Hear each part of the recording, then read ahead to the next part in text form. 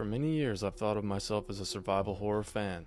My very first experience that I can think of being Fatal Frame 2 Crimson Butterfly for the PlayStation 2, a game I just found out is getting a remake, a well-deserved one at that. Speaking of remakes, the last decade has been saturated with remakes of all kinds. From Final Fantasy VII to Mafia, even FromSoft's beloved 2009 classic Demon's Souls was reborn with stunning visuals and a complete overhaul of Boletaria. The survival horror genre in particular has been the most prolific when it comes to games being remade.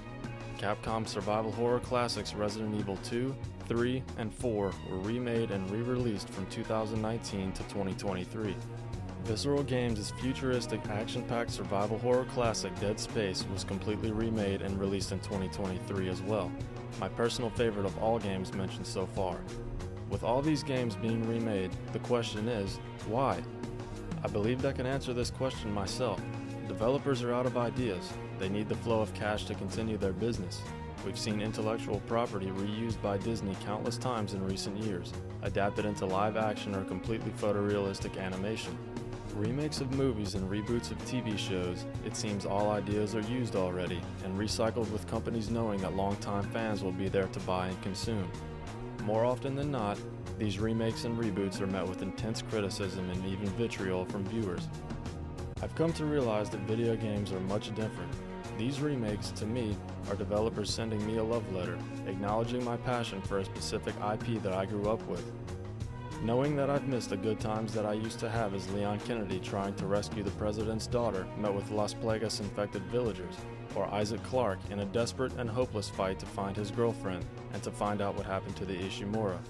Seeing these games in a modern recreation is just as, if not more exciting for me than their initial releases. All the good times I had with my brother and my cousins come cascading back to my mind. There is also another reason for this culture of game remakes, to bring forth a brand new audience to classic games. I've seen hundreds of grievances online about remakes being soulless slop that are only money grabs that miss the point of the originals. Blasphemous to the original games that don't have longtime fans' interests at heart. To that, I respectfully and strongly disagree. Mostly. In my opening thoughts, you may have noticed a glaring omission in my survival horror experience. I have never played a Silent Hill game. Silent Hill was a competitor to my beloved Resident Evil, and I most ignorantly passed on every Silent Hill release when I was younger. By 2023, in the remake-heavy landscape of gaming, I had gotten my fill of Resident Evil and Dead Space via their remakes. Until its remake announcement, I hadn't given any thought to Konami's survival horror giant Silent Hill 2. I have friends who are obsessed with Silent Hill, and it was my time to find out why. Bloober Team's 2024 Silent Hill 2 remake not only created a new fan in me, but opened the doors to an obsession that I wish I could have experienced when I was younger, one I should have experienced when I was younger. They were successful in their mission to expose myself and others to a survival horror classic. I can't speak on the original game released in 2001 developed by Team Silent. For better or for worse, I haven't played the original before writing my review. As I said in my introduction, this is my very first experience with a Silent Hill game. It is not, however, my first experience with Silent Hill in general.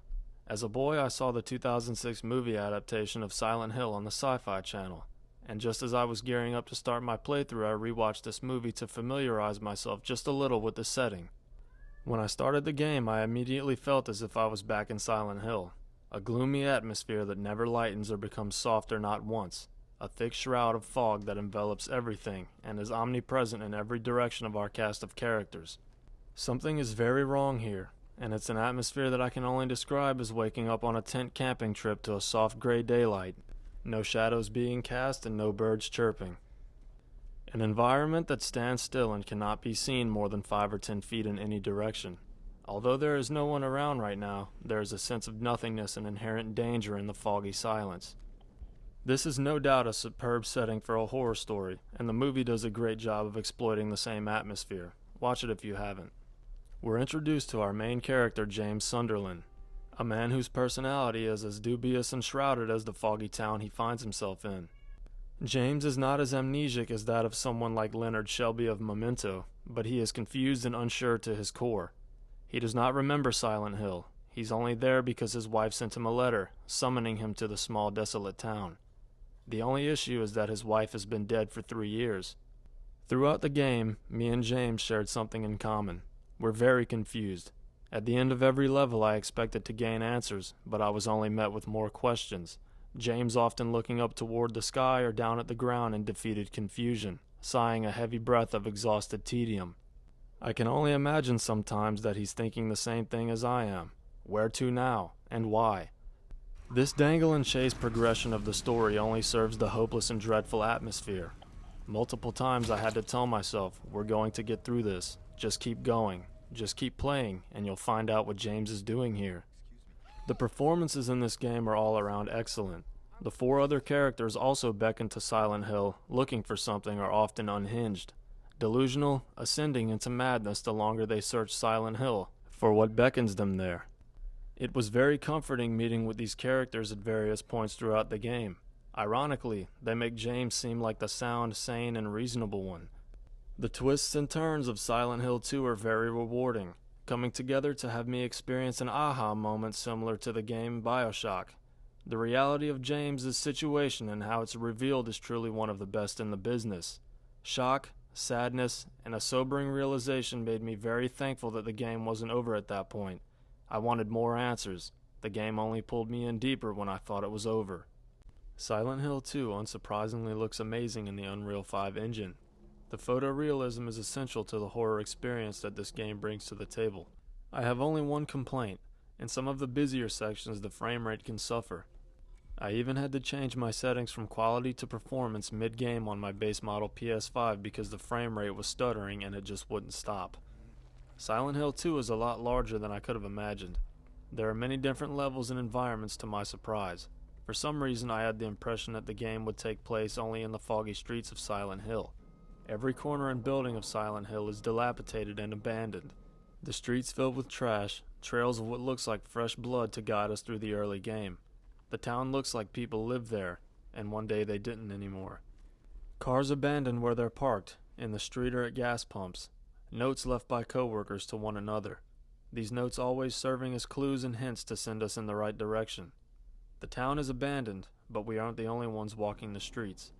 As terrifying as the foggy town of Silent Hill is, it only gets creepier, more dreadful, and more horrifying with every level. As we enter an abandoned apartment building, it's only more frightening that we are now in close quarters with the twisted, ghastly lying figures James encountered in the streets. The enemy variety is small, but the superior AI always keeps you on your toes. I kept my distance from the lying figures until I was ready to engage. I was comfortable with them, until a different flavor of them spit corrosive bile at me from a distance. There are the mannequins as well. These enemies are 2 sets of legs joined together at the waist, who walk upright. These are among the most unsettling enemies in the game for me. They are very smart and hide around corners, under tables, and in darkness waiting for James to pass. The mannequins were the most successful at lifting my ass from my seat. Countless times I yelled and dropped my controller, having to pause the game just to catch my breath. James is equipped with a handheld radio that emits an unsettling static when enemies are near.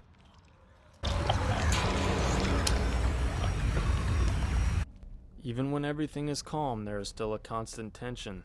There are still ghostly whispers and choking sounds, creaking doors, footsteps, objects slamming onto the ground a short distance away from you, or above you, or at the very worst, behind you. There is nothing more tense than rounding a corner or opening a door to have this radio go crazy, to hear the choking and spitting sounds, knowing that something is there, you just can't see it. The game really started to scare me at the Blue Creek Apartments. This level is much more disgusting and dilapidated than the areas before it. The soundtrack reminding me of the horrifying droning scores of the movie Sinister.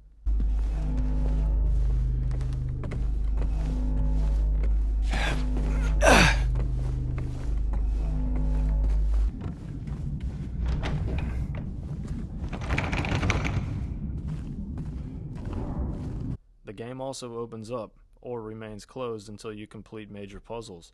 The puzzles are very accessible in my opinion. The hard part is what you have to go through to gather the items to complete the puzzles. Anyone can figure them out, and the game makes clear what needs to be done. An absolute staple in Silent Hill and horror games in general. Another standout area in Silent Hill 2 is Toluca Prison. In my opinion, this is the scariest level in all of survival horror gaming. Littered with what felt like the most enemies in the game, this place had me hugging the walls constantly. The pure darkness and constant pursuit from enemies felt like there was absolutely nowhere for me to relax unless I paused the game. The cell blocks in particular made me feel like I was vulnerable and out in the open, much like being overwhelmed and forced out of your camping spot in classic Call of Duty Zombies.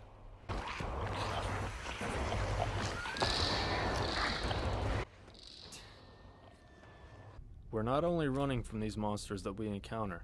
Throughout the game, you're given the opportunity to protect yourself with various weapons. Over-the-shoulder third-person action combat is surprisingly fluid in this game. You learn what weapons are the most effective, how to change up combat to preserve precious ammunition, like one blast from the shotgun followed by a couple of shots from the pistol, maybe a couple of shots from the pistol to then finish off an enemy with the steel pipe. As ammunition is very scarce, it's in your best interest to figure out how best to use it.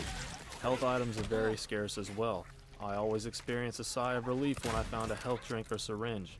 Since this is the case, it's also very useful to avoid damage with a dedicated dodge button as well as sprinting when you need to. Come to find out, one of the endings can be determined by how much health you consume and how many enemies you kill, so heal and fight at your own discretion. There are of course enemies that cannot be avoided. I'm talking about boss fights in the iconic and terrifying Pyramid Head.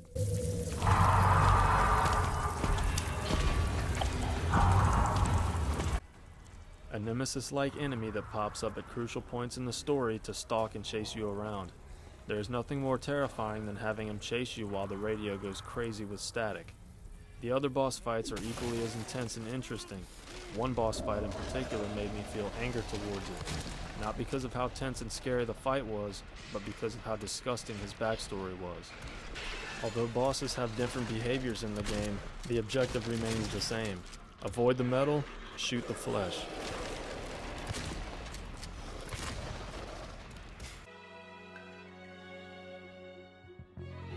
Bloober Team's Silent Hill 2 Remake is a horror masterpiece in my opinion. What a perfect way for me to be introduced to such an amazing universe. Sources online said that this game should be beaten in around 16 hours. That was not the case for me, as I didn't want it to end. I explored every street, vehicle, and unlocked door that I could, bringing me to a time of 21 hours at my completion. The Silent Hill 2 Remake will be a yearly playthrough for me from now on. It's even compelled me to dust off my PlayStation 1, 2, and 3 to catch up on all the games that I've missed. Some of these might cost me some serious cash though. I've heavily enjoyed all the remakes I've experienced, and Silent Hill 2 just may be my new favorite. Now that I'm reeled into Silent Hill, I can't wait to try Silent Hill F, and I'll also be anxiously awaiting the remake of Silent Hill 1. Thank you all so much for watching. This has been a Two Buns video game review. Like and subscribe if you want to. Until next time, I'm signing off.